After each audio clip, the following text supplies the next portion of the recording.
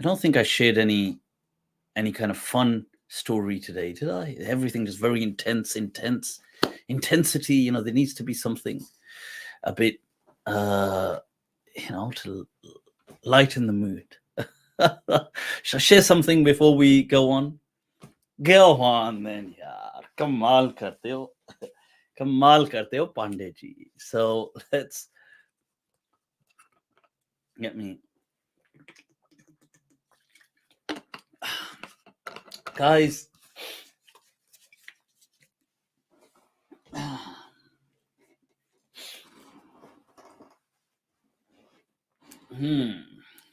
speaking of strange outlooks on life,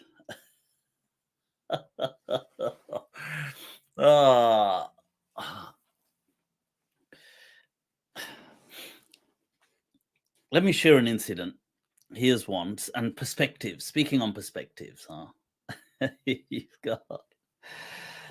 You know, we've spoken previously about the poets, Farazdaq and Jarir, the duo. They couldn't stand each other. And what's interesting, though, is when one of them dies, the other one is so heartbroken. It's amazing. You see, sometimes in life, you may have an antagonist, but that antagonism is needed for there to be life. You know, dil mein betabiyan lekar chalo to zinda ho tum. See, sometimes you need that restlessness to be alive. And it's interesting. We don't know how certain structures are held up in the kind of metaphorical substrate of things, because it's with agonists and antagonists at times. We don't know. And yeah. So anyway, Farazdaq. Let's take Farazdaq as an example. What a strange name. And and an incredibly colorful character, shall we say. Speaking of turbulence and things going on, everybody's aware of, in the time of the Sahaba, there was the whole fitna of the Khawarij. And this is going after that into the Tabi'een time. So what happens is several people in combating the Khawarij or dealing with them, people unfortunately were killed and stuff like this. It is in this time that we meet our character Farazdaq from Bani Tamim. Allah, Allah, Allah. And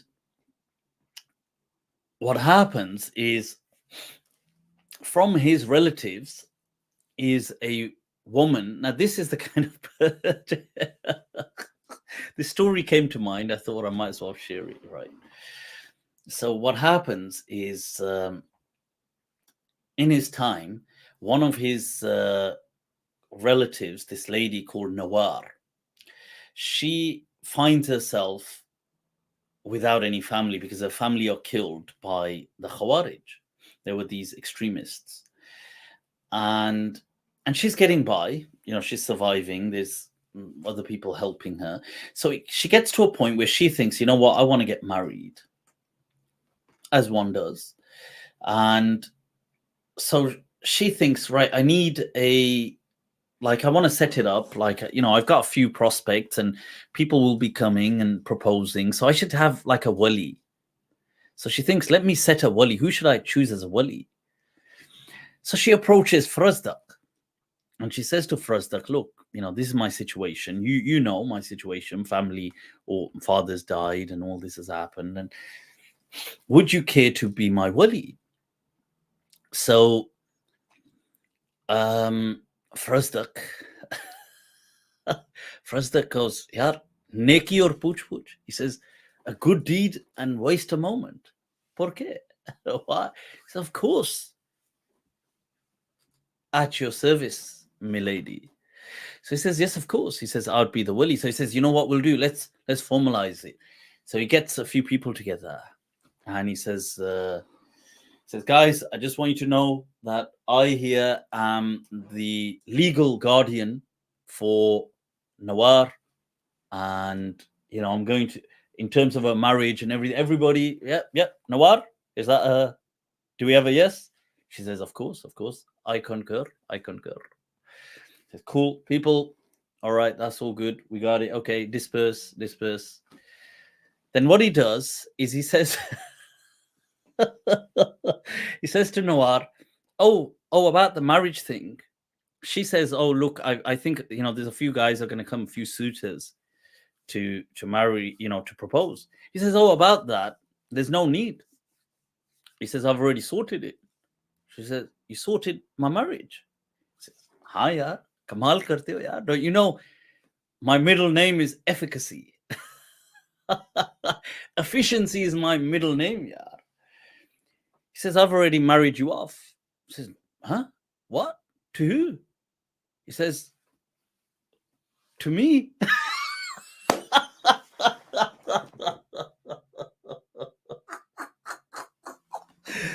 You know that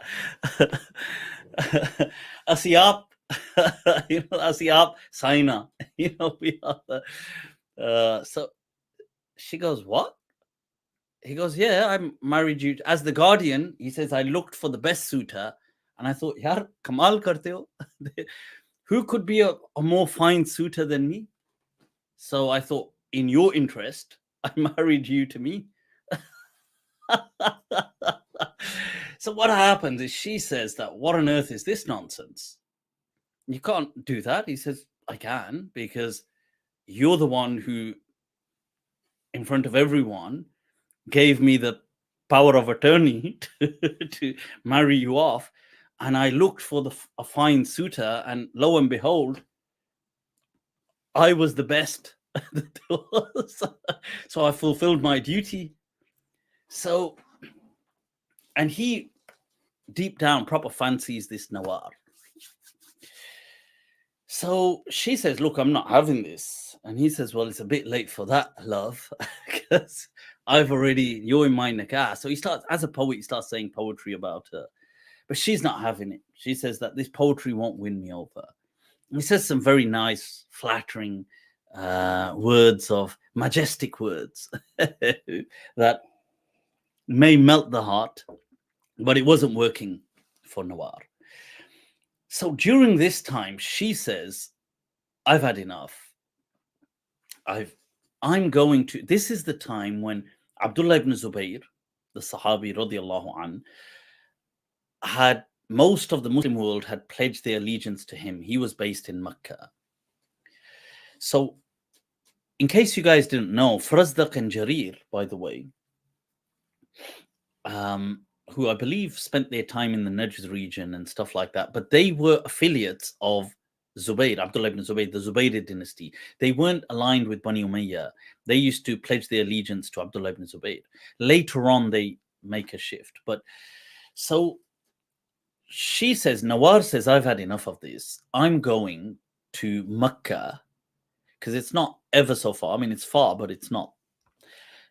And she says, I'm going to go to Abdullah ibn Zubayr, who's the caliph. I'm going to report this and seek his assistance. So she sets off. So Farazdaq, what a name, though. The name is like a character. You can make a cartoon out of this person, or definitely a series. Farazdaq, he thinks, yaar, problem, yaar, samasya. This one, big problem. He says, you call the police on me, I call the police on you. He says, I'm setting off to Makkah as well. I'm going to complain. Here they go. Mega confusion. She's going to complain. He's going to complain. So he says, I'm going to complain that you're my wife and you're not. This is insubordination, insurrection. This one not nice, So what happens? They both get to Makkah. Abdullah ibn Zubayr is busy. Obviously, he's the caliph. So sometimes it can take a day or two before you get to meet the caliph. He's obviously sorting out a lot of things. So they think, both of them think, you know what, before we get to him, we need someone to put in a good word to him. Because Abdullah ibn Zubayr was a strong character, a very strong man. And, somebody he didn't have time to waste. He wasn't one of these kind of, sit around, you're going to joke with him and things like. He was very serious, men of steel. And so they both think, look, when we get there, what we're going to do is we're going to, we need someone to put in a good word. So when Nawar gets there, she looks and finds the wife of Abdullah ibn Zubayr. She finds her, and she tells, and so she finds her, and she kind of like spends the day with her, explains to her, look, this is what's happened. Farazdaq sees this. He thinks, acha, he's got that close. He's got to the wife. He says, Yar, I need to get closer. So he thinks, let me look for his son. So Abdullah ibn Zubayr's son, whose name's Hamza, he says, let me find Hamza. He finds Hamza. Now, remember, he's a celebrity, Farazdaq. He's a poet. It's like today, how you have singers. And in fact, it's even bigger than singers, because poets back then, one, they were like celebrities, as in how you look at singers or actors, but also they were like the propaganda machines. So they were like media. So basically like CNN, BBC, this was like poets, because whatever they wrote a poem about, everybody, took it and spread it far and wide. So Farazdaq goes to Hamza and he tells him, yeah, this is. So Hamza says, don't worry, I'm going to put in a good word to my dad.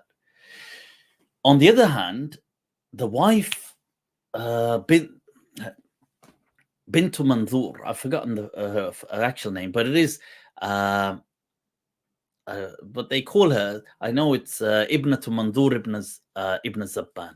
Okay, so Ibnatu Manzur. So she goes and puts in a good word as well, like they both go. So the next day, Farazdaq and his wife turn up to Abdullah ibn Zubayr.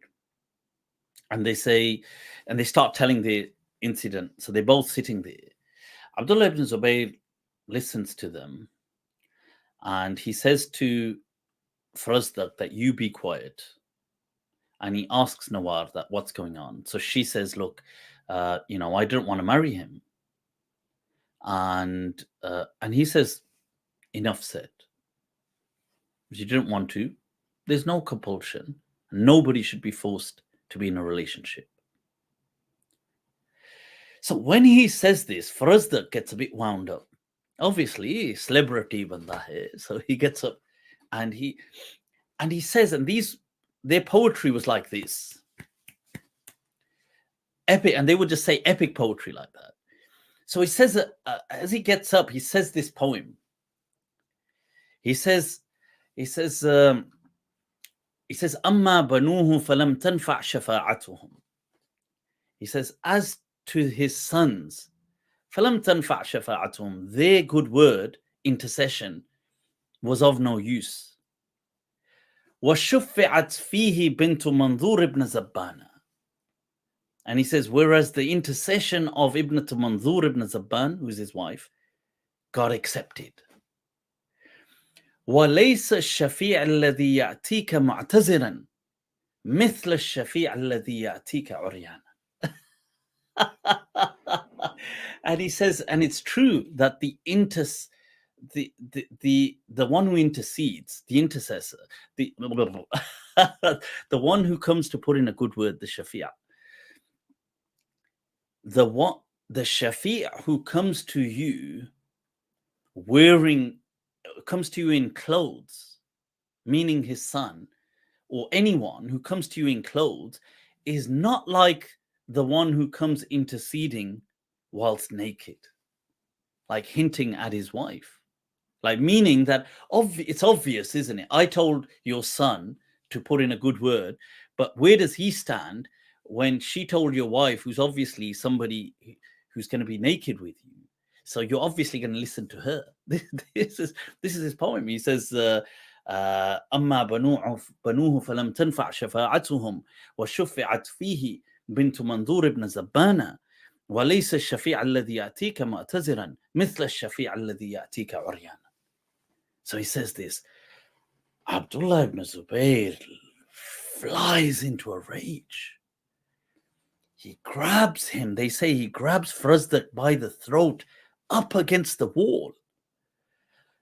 And people have to come to say, look, leave him. Please, please.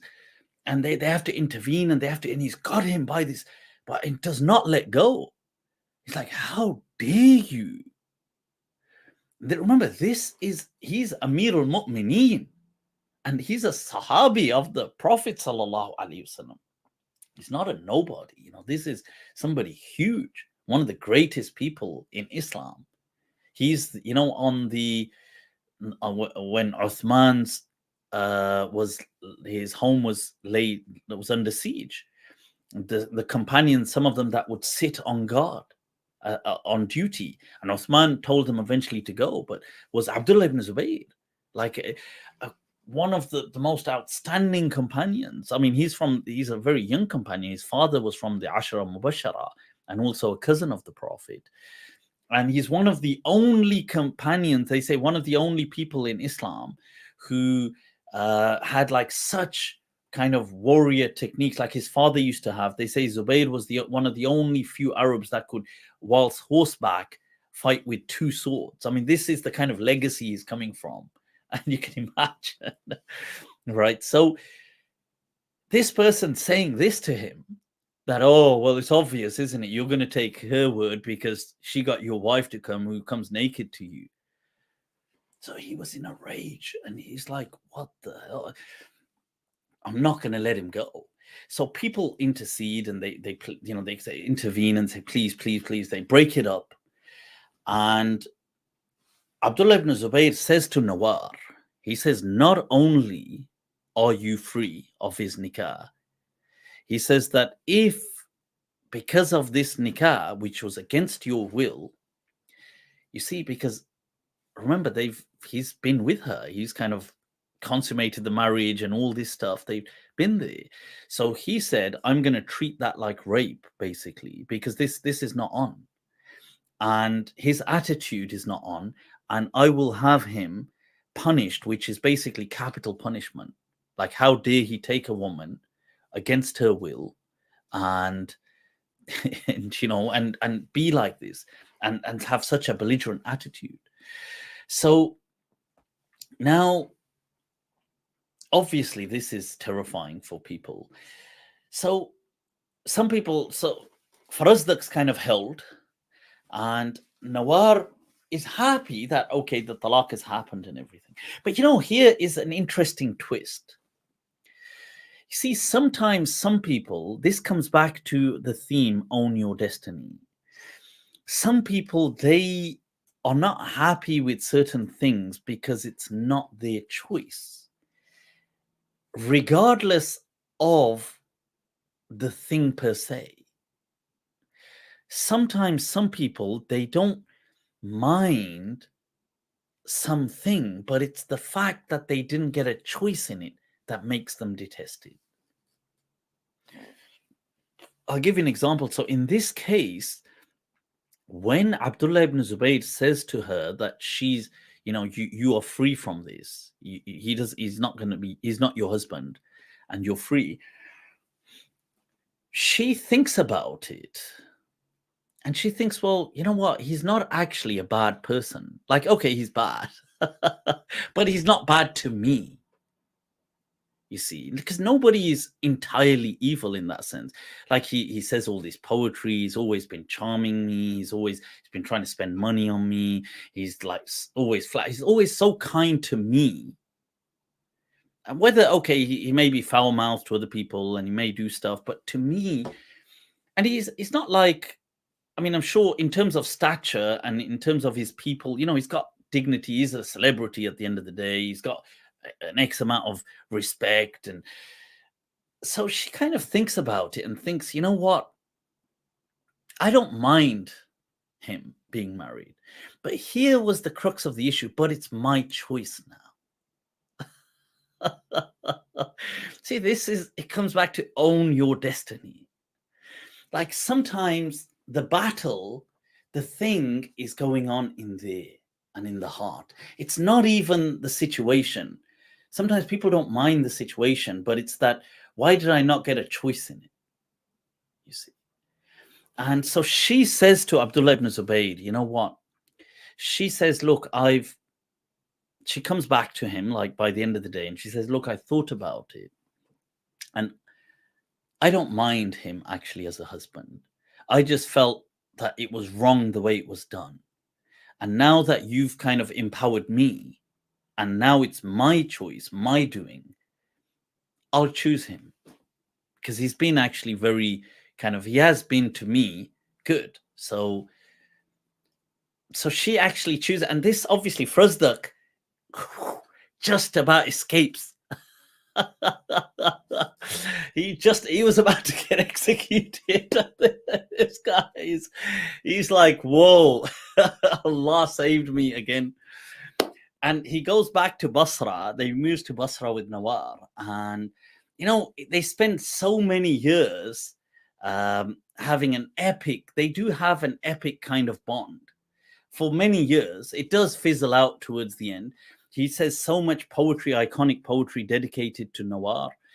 The kind of romance for at least a few years was well known. She has several children with Farazdaq, and as like a decade later, they have the ups and downs, and eventually she goes on to seek a divorce from him, and he does divorce her. She gets a divorce, but many years later. But during her time with him, most of it up until before the end, she actually says that it was, we had some very good days together. Like a lot of it was spent in a lot of joy, and they had some crazy time. Because you see, Farazdaq was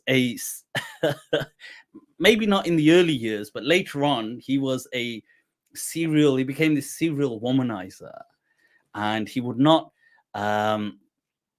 if he saw someone, he'd get like, especially if he got infatuated with a woman, he would just kind of like chase her and sometimes try to say all this poetry and try to seduce her, and he would try it on, and sometimes if he thinks there's a bit of a thing, he would just try it, like, I mean, physically try it. So as abominable as that is, but this is what he would do for Farazdaq. So there was an incident with Nawar where there's a woman that she kind of engaged a bit with Farazdaq. So Farazdaq saw it as a green light, and he starts kind of chasing her around town. And she thinks, look, I've had enough of him. And he starts turning up to where she lives, and he's trying it on a bit physically, and she's not having it. But so she reports it to Nawar. And this, I mean, that's a tragic incident, but and I want to tell you, it's so bizarre. She tells Nawar, this is what's happening with your husband. So she says, okay, and what did he say? She says that he came to me and he was trying it on, and he said, meet me at this place tomorrow in this location, a romantic location. Romance, will do the romance, man. Kuch romancing ho jaye. So Nawar says, okay, cool. What to do is meet him there tomorrow. I'm going to be there as well, but I'm going to be in hiding. So they make this plan. So what she does is she says, turn up with this kind of niqab, show him that it's you, and then come into this place. So she does. She goes into that place, but then she exits, and Nawar is there with this niqab, and she follows through into this dark place. And Farazdaq's like over the moon that, yes, this is a total green light. This is happening, man. What is love? So he rushes in, chases after her. It's dark, and he just starts. He starts the deed. Tawbah, tawbatan nasuha, tawbatan nasuha. And so he starts the deed, and Nawar is with him at it. And then when the deed is done, she speaks. She says to him like something like, "God damn you." And he recognizes the voice. He goes, "Huh? Nawar? Is it you?" Because it's dark in the place. So she says, "Yeah, who did you think it was? You thought it's the other woman." So he says this, obviously he's a poet of the Arabic language. So he says this mathal, what became a proverbial. He says, he says, ma, because by this time their relationship had kind of deteriorated. He says, "Ma arda'aki halalan wa atyabaki haraman." Astaghfirullah. He says, you know, as something that is halal, he says, like it's so tasteless with you. But as something that is haram, wow, it was so it was so amazing. Because what he's trying to say is, I thought it was the other girl, and this was so epic and passionate, and then it turns out to be you, and I'm thinking, this, and so this is the crazy story and the lifestyle of Farazdaq. These were some wacko people in the very first early century of Islam. But there's a lot of stories they've left and a lot of Arabic poetry that is definitely worth reading. People, that's enough. Right, let's